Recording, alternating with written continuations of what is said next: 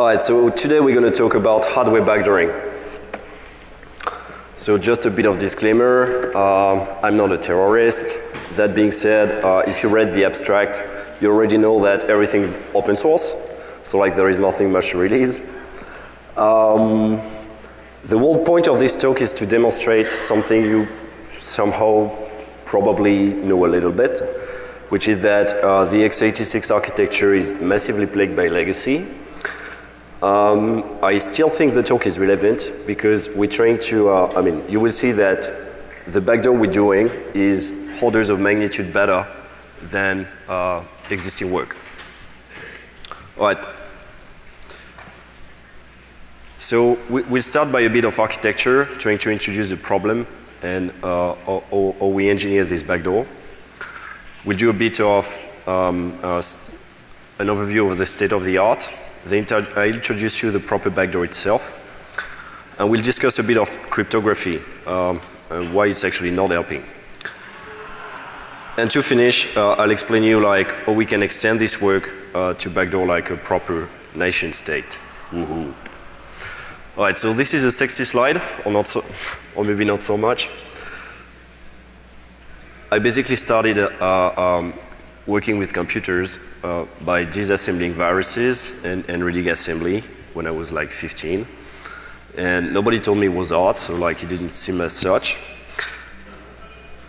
I'm a big fan of like anything low level, to be honest. And I think hardware backdooring is like pretty much the limit where you can go. So what's relevant? We do, I'm part of the organization of a conference in Paris. It's called Akito Agosom. All right, so for the sexy slide, that's the Akito Agosom t-shirt.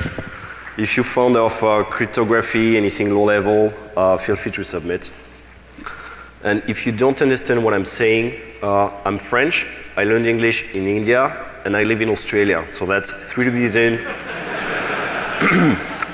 as pure as it gets. So if at any point in time, like you really do not understand what I'm saying, please ask me to reformulate.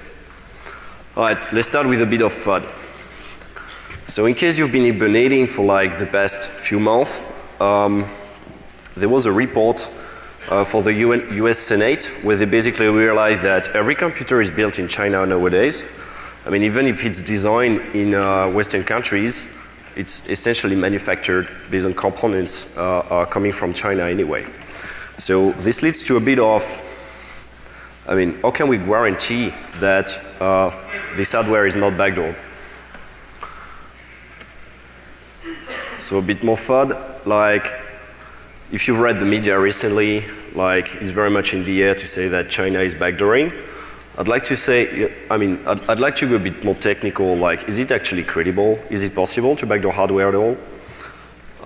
For instance, in France last week, the government realized that all the routers we have on our core network is basically UI or ZTE. And they said, wow, that's scary, let's change everything and buy Alcatel-Lucent instead. All right, so enough FUD, let's talk a bit about architecture. So let me introduce you to the problem. This is the problem. So this is of course the x86 architecture. It was designed in 1981 and it has evolved very little. So basically you have to the bottom you have what we call the super I/O, to which the very slow peripheral are connected, like a floppy, the mouse, the keyboard. Then you have the source bridge, which is a bit faster. Typically your Ethernet card, your CD-ROM, your sound driver would be there. Then you have the north bridge, where much faster peripherals are connected. So typically following the PCI extension. So it could be like, gigabyte Ethernet, WiMAX, or video. So what's the big problem? There are actually two problems. The first problem is that at each layer, so say you take the soft bridge, you have a CD-ROM driver and you have an Ethernet card. So they are like very much physical peripherals.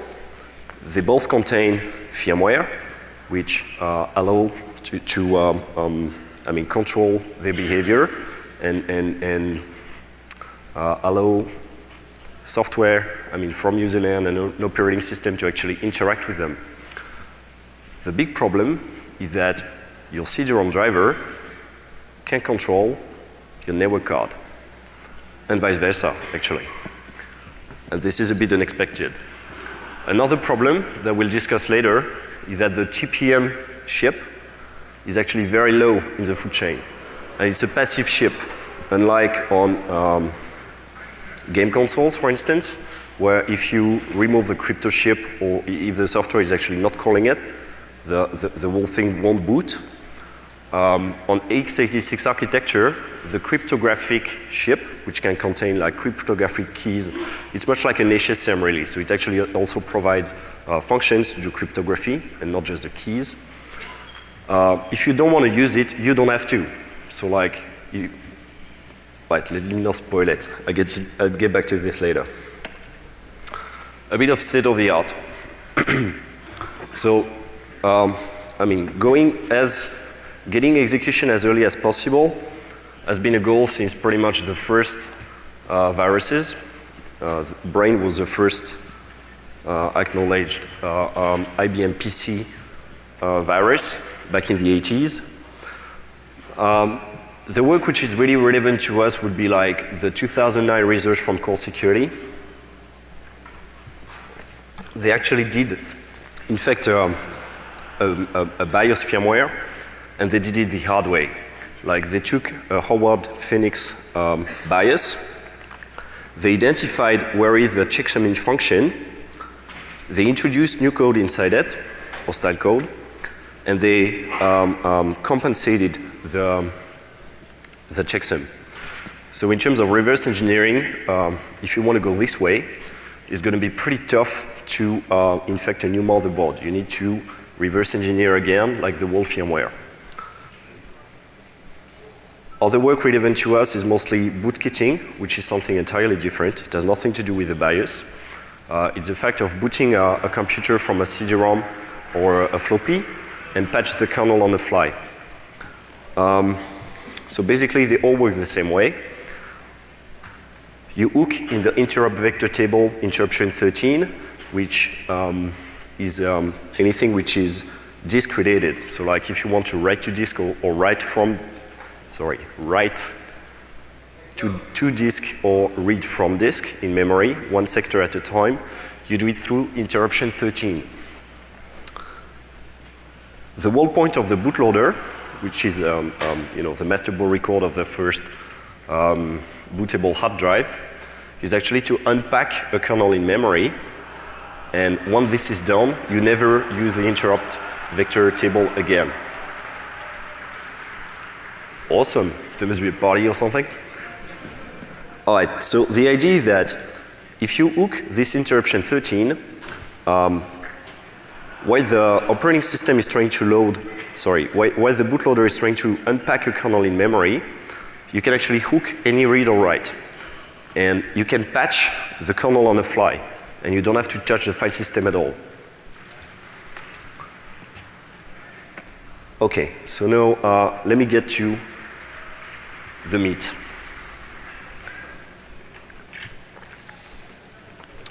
So pretty much like you, I guess, I'm not being paid to actually write malware. That being said, let's imagine for a minute that we want to do malware. If I have to do one, I'd better make one which is actually awesome, because I don't want to do that again.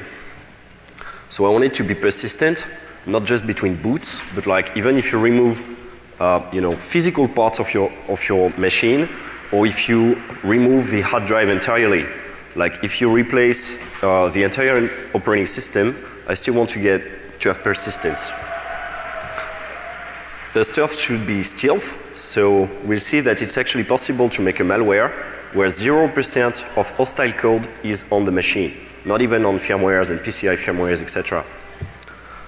Ideally, it should be portable, as in OS independent. Of course, we want remote access, we want to be able to push remote updates, even if we're going to backdoor essentially PCI expansion ROMs and the BIOS firmware. Okay, when it comes to state level quality, there are basically two features which make it like, all right, this is usable by a state. The first one is plausible deniability. It's the fact of saying, well, you know, I mean, it's offering another alternative to explain why something went bad, in case you discovered. Saying, for instance, oh, you know, it was a mistake or something like that.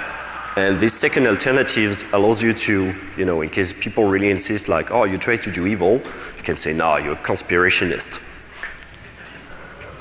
The other one is non-attribution, which is really saying, it wasn't me. Or usually nowadays it's like, it wasn't me, it was China. If we make a backdoor, I want it to cross network perimeters, bypass firewalls, authentication proxies, etc. Because like they are so abundant in corporations nowadays. I want some degree of redundancy, and it's needless to say, I don't want it to be detected by any antivirus. All right, let me explain you how it works, roughly. Sorry, I'm a bit sick. All right, so this is a typical corporate network. So you have the users, you have some toys in the middle, can be like IDS, IPS, you know, gateway with firewalls, whatever, with antiviruses, whatever. And you have a firewall with proper DNS segmentation, which allows only HTTP after authentication. So basically, if you want to reach the network, it's going to be a bit tough. It's supposed to work this way.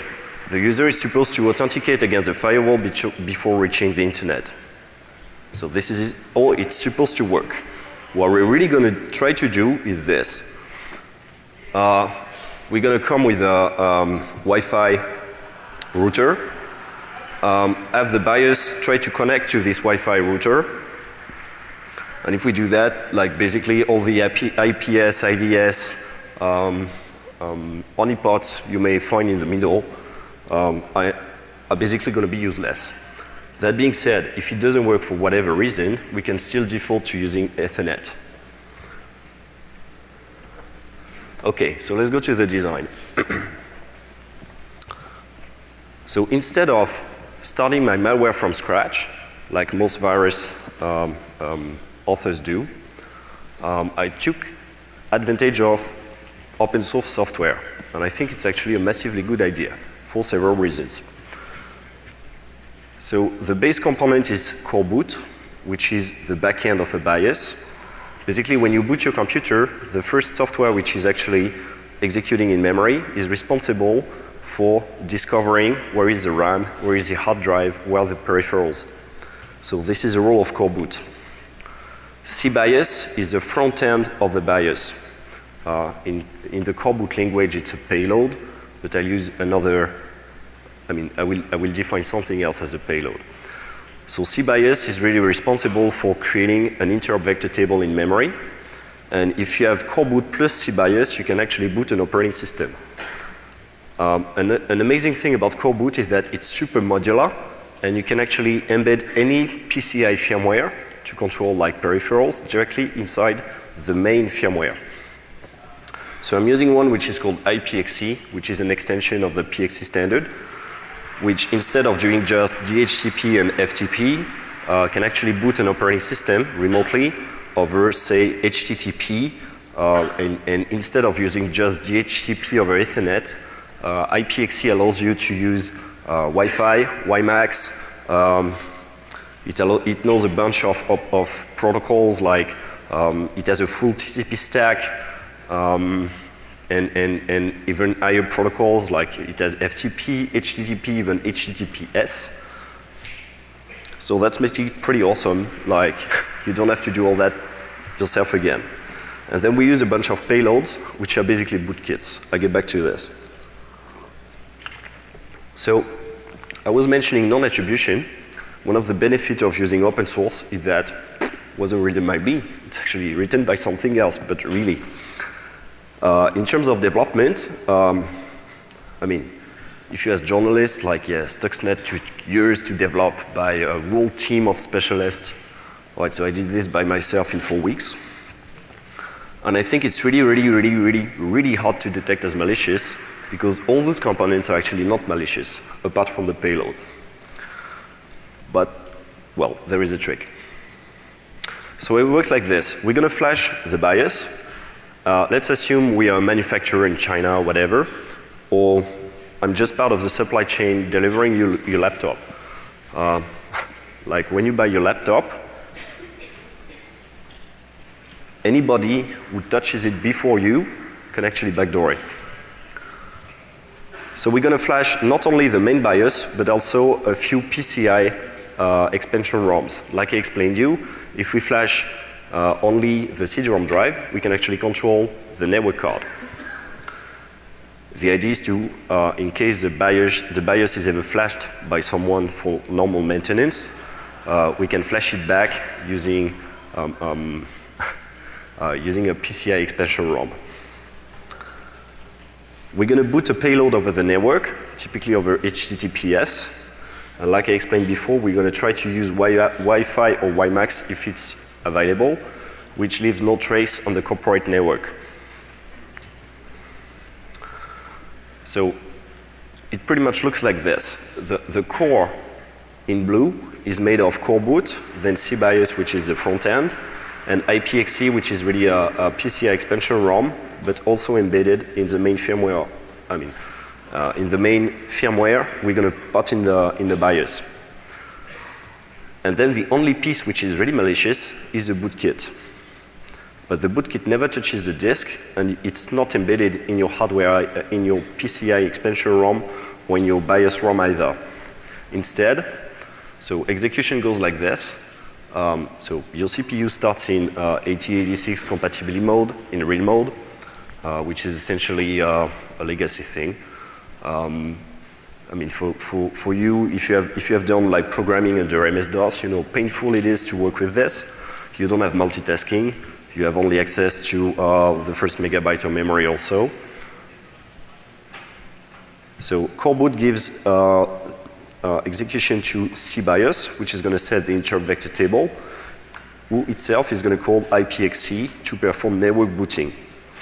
And the only malicious piece is going to be fetched every time you boot over Wi-Fi or Ethernet, if nothing else is available, over HTTPS. So there again, in terms of analyzing network traffic, deep packet analysis, this is just not going to work. We can use actually client-side certificates to ensure that there is no man in the middle during the HTTPS connection. Any questions so far? Okay, so in terms of the features we're going to embed in Rakshasa, we're going to try to remove the NX bit. If you manage to do this, every mapping becomes executable again. We're going to try to make every mapping in ring 0 writable. We're going to try to remove CPU updates. So I don't know if you're really familiar with this. Every CPU vendor has basically a way to correct mistakes, because like hardware has bugs also. If you look at the errata in the Intel CPU, it actually has a bunch of small mistakes which allow to modify the control flow of execution. So it's actually big mistakes. When this happens, instead of replacing every physical CPU, what they do is pushing a small microcode, which is digitally signed by the manufacturer, typically Intel or AMD, inside the CPU and compensate for this problem. This is typically performed at BIOS level.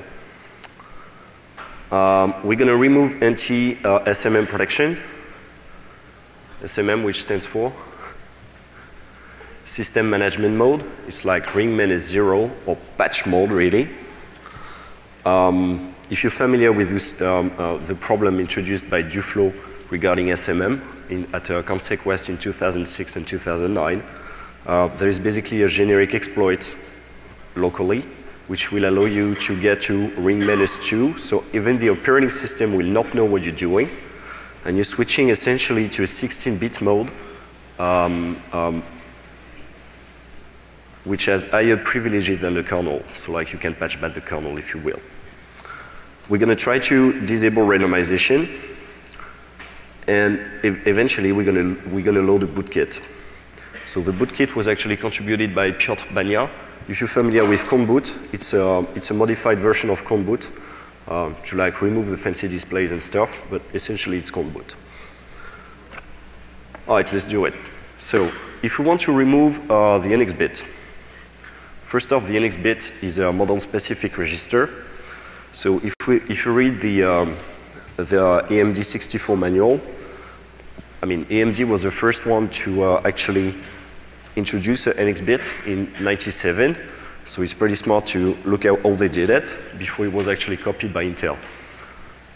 So there is a specific bit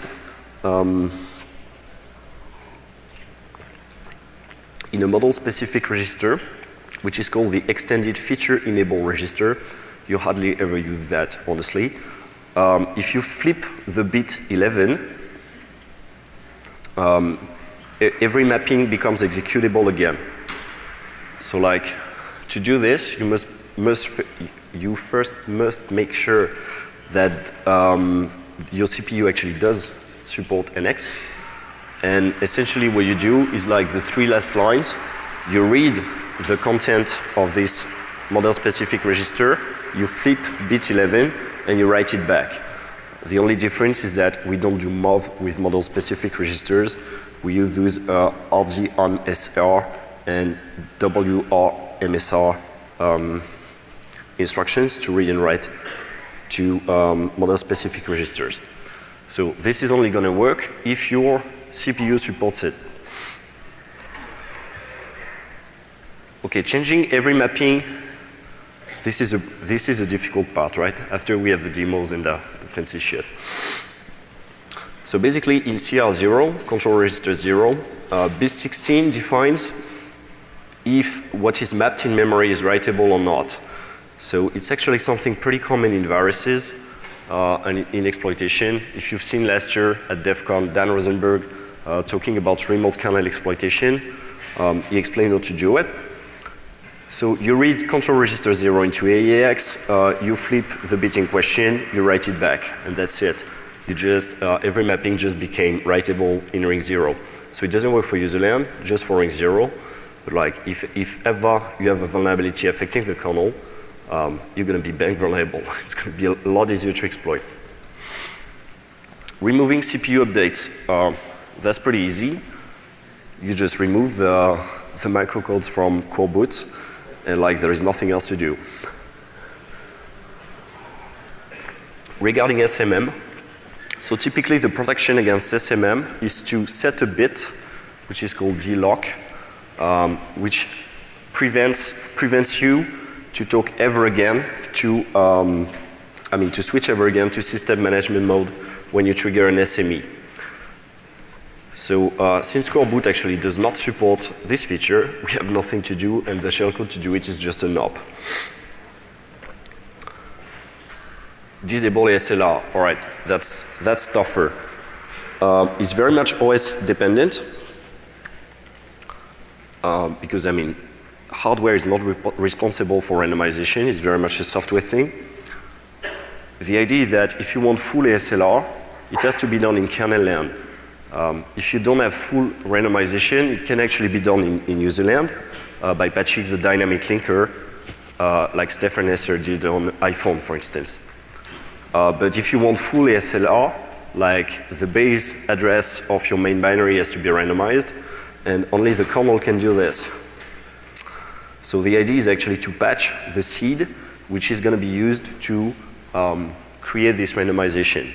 And if you patch this seed, so it's been identified, for instance, for Windows 7 by Kumar and Kumar at Hack in the Box in 2010. If you patch this seed with a known value, your mapping is going to be repeatable all the time. So what happened is that there is no randomization anymore. So if we manage to get all of this down, we have permanent lowering of the security of any operating system, because we actually even lowering the security of the hardware. Like if we remove the CPU updates, what we're really lowering is the security of the hardware. And since NX was basically introduced in '97, you're back to the security of 97, which with the knowledge we have of exploitation today, is Christmas time. Indeed, since we do this in the firmware embedded in your hardware, even if you change, say, your hard drive entirely, or you replace the operating system, we still have persistence. Just a little bit more of theory, and then we go, I promise, to the demos. So currently, the bootkit I'm using is ContBoot, a slightly modified version. So it's capable of booting any version of Windows, 32 or 64-bit. That being said, if you want to be able to, I mean, when Windows 8, for instance, is gonna be released, we want to be capable of owning this. So instead of embedding ContBoot directly into core boot, into the BIOS firmware, which we could do, it's a much better idea to do it remotely and to fetch it every time at boot time.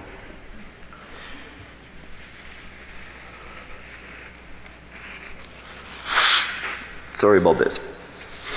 So we write nothing to the hard drive, so there is zero evidence on the file system. Like I told you, we try to have as little evidence on the network also as possible. The code which is flashed on the motherboard or on the PCI devices is not hostile, so there is zero reason for an antivirus to spot it as hostile, and if they do, it's actually a false positive.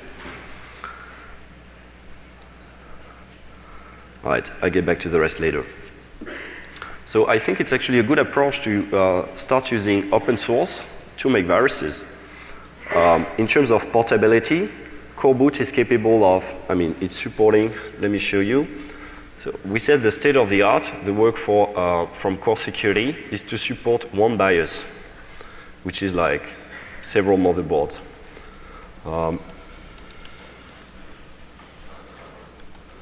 Core boot is actually supporting that many. So I had nothing to do, like. Alright, so this is pretty epic. The amount of reverse engineering they had to do is actually massive. Like, for most of them, they don't even have the data sheets. What they do is they use a physical device which just gives you the last error code. So imagine trying to port a BIOS with that much information. It's sick. Anyway, and the good thing is that I don't have to maintain my backdoor, they do it for me. In terms of modularity, like we said, we can embed everything inside the BIOS itself or put several components on the PCI firmware on the BIOS itself, and this gives us a degree of repeatability, if you will. And in terms of network stack, I don't know if you've ever done any kind of programming in real mode, but having trying to do a TCP connection is virtually impossible because you don't have multitasking. So what they do is actually cheating. They switch to protected mode to be able to have multitasking, etc. And then they go back to real mode before transferring execution to the master boot record. From the master boot record perspective, it's invisible. All right, let me tell you a bit of the configuration files of IPXE. I think I'm going super fast. All right. So we can try to get DHCP, and if it fails, we can default to a static IP. We can do awesome stuff with web application, like we can authenticate against a web application. We can send parameters. It has actually a few macros, like how to send your IP address and your MAC to a web page on the internet. So from there, we can send emails. We can do router farming. The image imitation is the limit, really. We can even change the bootloader, change the configuration file of IPXE from another server on the internet, which avoids us to hardcode anything. Then when you're happy with all that stuff, you say actually, oh, I changed my mind, and let me actually boot the proper bootkit, which is really made of two parts, memdisk, which is going to be the kernel. So you can fetch it, for instance, over FTP from a Chinese website, if you will, or just over HTTP. And same thing for the main bootkit.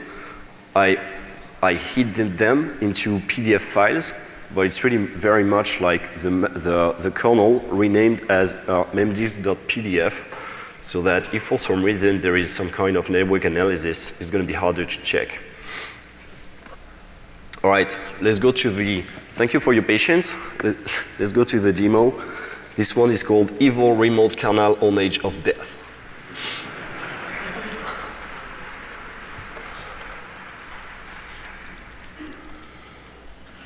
Okay, I could actually flash it on my main box, but like you would see nothing, which is not very visual for a demo. So instead, I'm going to use KVM, which is an emulator, which is also supported by Core Boot. I'm just going to start a small network sniffer for you to see what's happening. We're going to focus only on HTTP.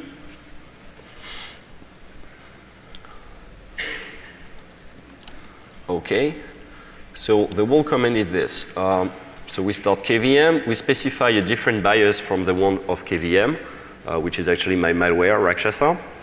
We tell him to be full screen. We want network connection. I actually have Ethernet here today. And you boot me a drive which is very much a Windows 7.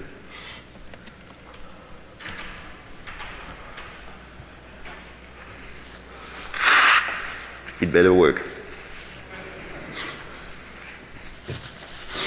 It's not working.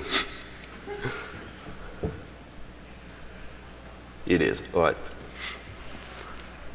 Okay, I will need someone innocent to type my admin password. Do you know my admin password? Oh, don't be shy. Can you come over? Yeah, you may. Yeah.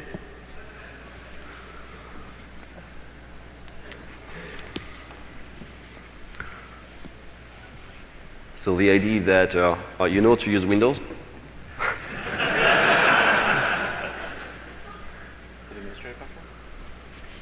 You choose any password you want.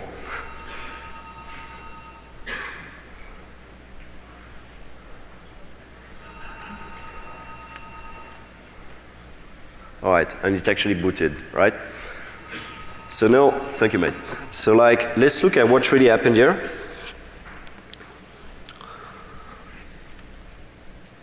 So first off, the application, the BIOS downloaded a second configuration file from a remote website, okay, using HTTP. This is very much an IPXE configuration file, which tells him, all right, you're going to try to send me an email using a web application from the BIOS, and we're going to fail over. Could you move that window to the right? Just a, sorry, is it too small?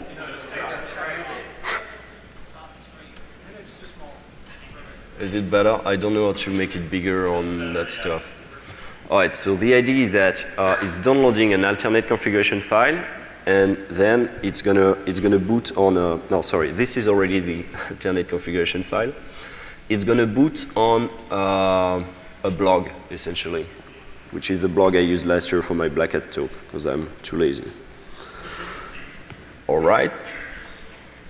We can see that actually these two files have very much been fetched. So this is a memdisk thing. And the other one is the actual payload, which is a recrafted Core Boot version.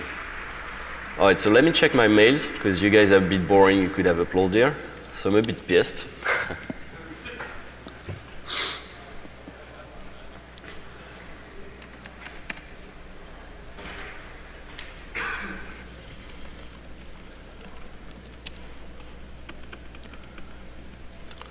Okay. So if I go to my mails, I have a message from Rakshasa. You can read this. Sending me the IP parameter, like the IP, the MAC, the network mask, the gateway, and the DNS. Thank you.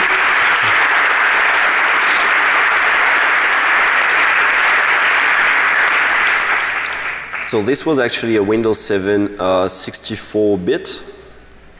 How do you get to see this?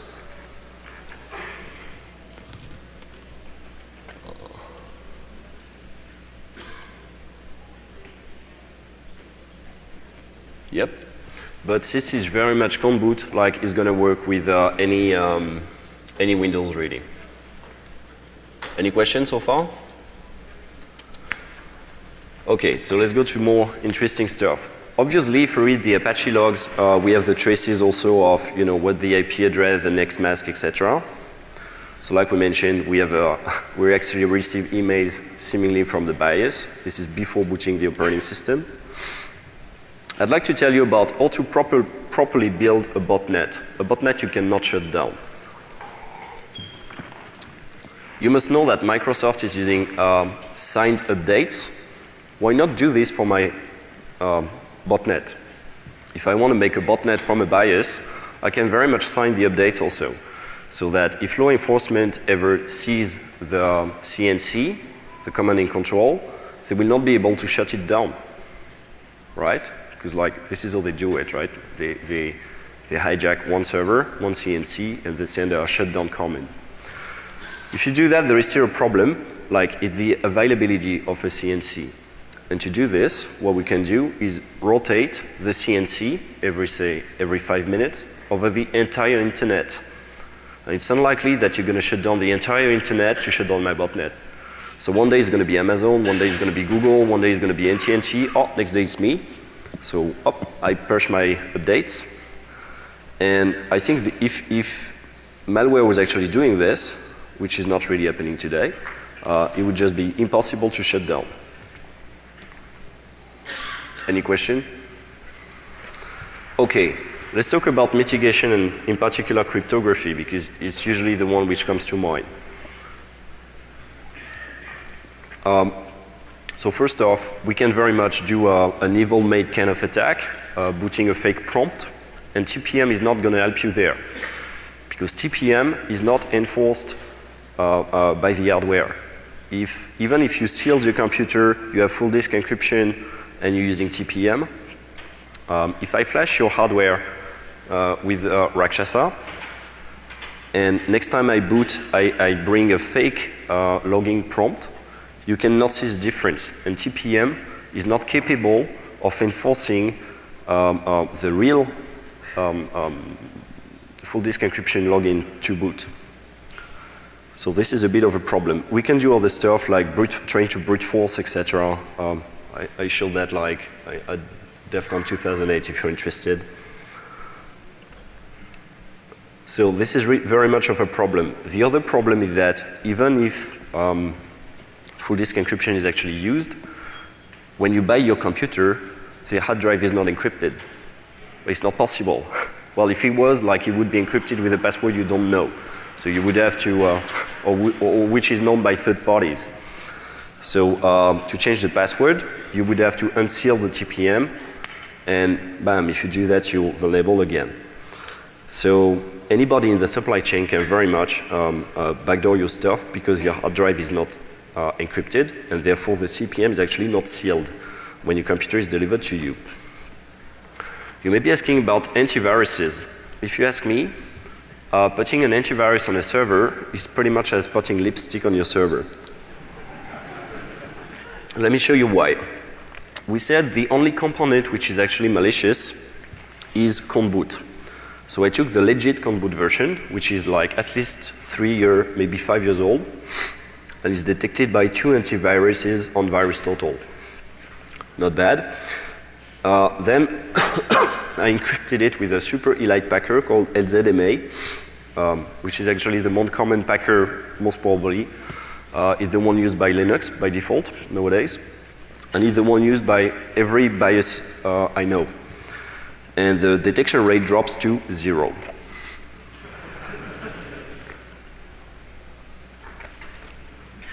All right, I won't talk about this. You could be vulnerable if you actually change your network card. If your network card, you buy it on eBay, and it comes with a rogue PCI driver. At boot time, every PCI driver has the same privilege as the BIOS. So when your device is initialized, it could actually very well do the same thing, even if your BIOS is sane, and reflash the BIOS back from the internet. We're going to see that later. It's actually also possible to backdoor ESXi, or at least several versions of VMware, using raw PCI devices. So in terms of remediation, I suggest instead of trusting firmware you don't know, when you receive a computer, you flash it with firmware you can control. Typically, core boot is a good idea. If you're victim of an intrusion, because it's also possible to flash the BIOS if you get a remote root shell, you should not trust your BIOS anymore. But if you want to flash if you want something sound, since you cannot trust your kernel anymore, you should flash every PCI firmware and the BIOS at the same time using a physical device like this. And nobody has the time to do it. So I suggest you just throw your server away. I told you about flashing remotely. We just saw that we can boot a remote operating system. So since the flasher for most BIOSes is just a Linux and it's generic, flashing the BIOS itself remotely is a given. What's not a given is flashing other PCI expansion ROMs somewhere on your machine because they are very much hardware dependent. So say I want to flash the network PCI firmware. How do I do this? Well, we saw that IPXC can actually send the MAC address to the server. So the server can know the MAC address, from there it can deduct the Win number, and from the Win number it knows the manufacturer. And it can send back the appropriate tool and the exact version of the flasher which is appropriate for your network card. This is actually not a trick, it's something supported by IPXC, which is even better. Alright, so backdooring like a state. Everybody knows that only China does it. So we mentioned non-attribution and possible deniability. Non-attribution is a given because I mean, it's essentially free software. So you did not write it. You don't have to explain why you did not. You did not. For plausible deniability, I suggest instead of flashing, instead of owning this, of putting a backdoor straight away, to use a remote vulnerability on the firmware, and such stuff does exist. The same guy who found the SMM thing actually found a remote vulnerability on the firmware of Broadcom network cards. It's just not enabled by default because there is a slight setting to do, but like if you change this setting, this is slightly better. I mean, you can claim it's a mistake and an honest mistake. It's not a backdoor by itself, right? But it allows you to own the computer remotely, get a remote root shell, and from there you can bootstrap the thing, like flash the BIOS, all the PCI devices, etc. Do your evil filtrate data, etc. And when you're done, you restore the BIOS, every PCI firmware, and you're done. Zero trace left. So more demos. If you read this book, Millennium, it started to be bullshit around page 50 when she boots a remote operating system from the guy she's infected. Turns out this is actually possible if you have a link which is fast enough, typically gigabit Ethernet and a SAN. So this is again supported by IPXC. Let me boot a demo quickly. Okay, so I don't have a SAN, so we'll just do it booting a CD-ROM, but it's essentially the same thing. Sorry, let me CD-ROM.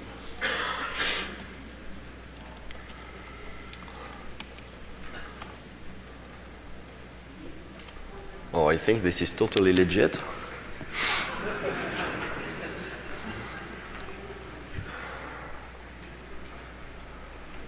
All right, Windows is booting. I'm going to do the rest while it's booting. There is also a small problem of BIOS graphics. Like when I booted it, you didn't see any graphics, but like it's a fake problem because like other versions are better than CBIOS actually have better menus, and you can embed a proper graphic, a boot splash when booting. So for instance, you can have stuff like this. You can have a wall invaders. I'll show you in the question room if you want. When it comes to UEFI, which is often mentioned as something better than the BIOS, Core boot is actually 100% compliant if you change cBIOS by Tiano Core, which is another open source project. The only difference is going to be that the bootkit you're using, Cron boot, is not going to work. But if you saw the work of Snare this week at Black Hat, he actually wrote such a bootkit. So like, I don't see why people actually trust this technology either. Best thing, this is not a vulnerability, so there will be no patch for it. It's just bad design. I mean, we cannot really blame IBM for making the mistake in 81, but we keep on having like retro compatibility and stuff. Just to remind you, Microsoft in 95 did not anticipate the internet. When you bought Windows 95, the shares were open because it was supposed to be used in LANs and stuff like that. So like imagine the kind of anticipation IBM could have won in 81 when creating every PC. And since I got the question, yes, a Mac is a PC nowadays. Any question?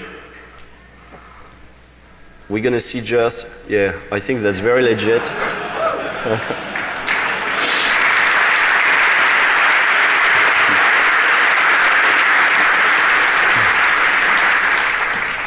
All right, we're gonna move to the other room for the questions. Thank you so much for your attention.